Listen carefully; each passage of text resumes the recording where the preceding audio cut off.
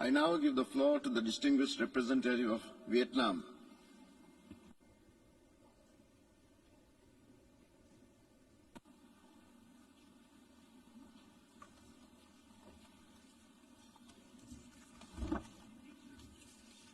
Mr. President, Mr. Secretary General, Excellencies, more than 70 years ago, the founders of the United Nations instilled into the Charter their hope and aspiration to save succeeding generations from the scourge of war.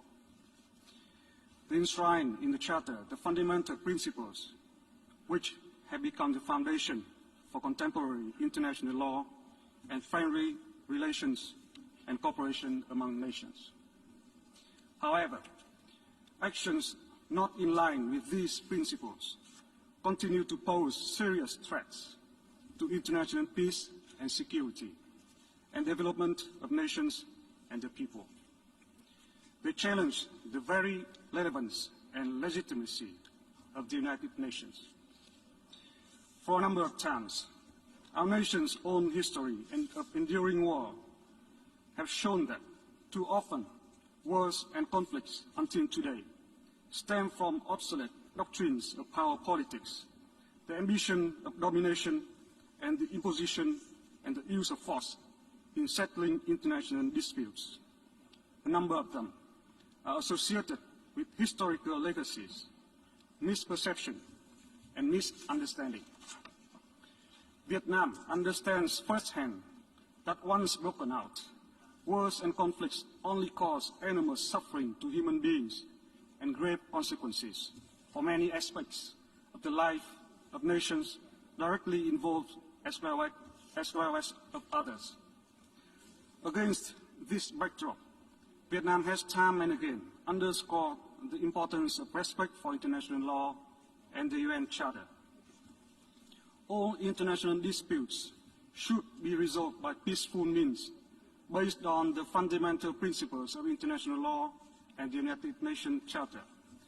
These include the principles of sovereignty equality, respect for the political independence and territorial integrity of states, non-interference in internal affairs of states, and refrainment from the threat of use of force. All states, large and small, must adhere to these fundamental principles. Vietnam, therefore, has been extremely concerned over the ongoing armed conflict in Ukraine, a sovereign member state of the United Nations. Vietnam and other ASEAN member states issued a statement on this matter on the 26th February 2022. It is imperative now to exercise utmost restraint and immediate cease the use of force to avoid further casualties and losses, especially those of civilians. We call on all concerned parties to de-escalate tension, resume dialogue and negotiation through all channels, with a view to achieving long-term solutions that take into consideration the interest and concern of all parties, in accordance with international law, in particular the respect for sovereignty and territorial integrity of states.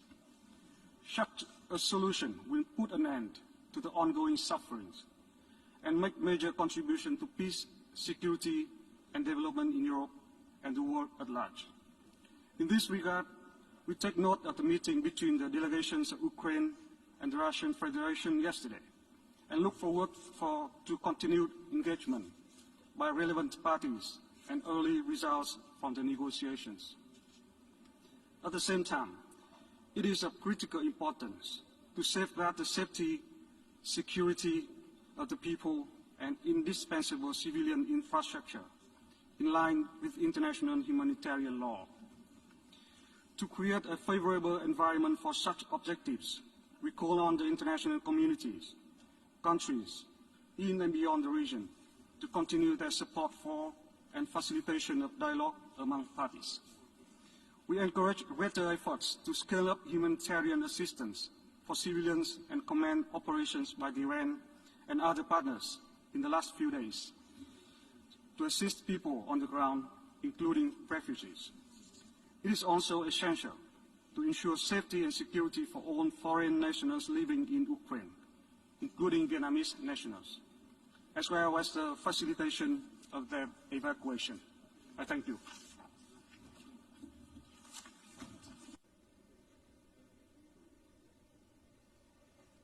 I thank the distinguished representative of Vietnam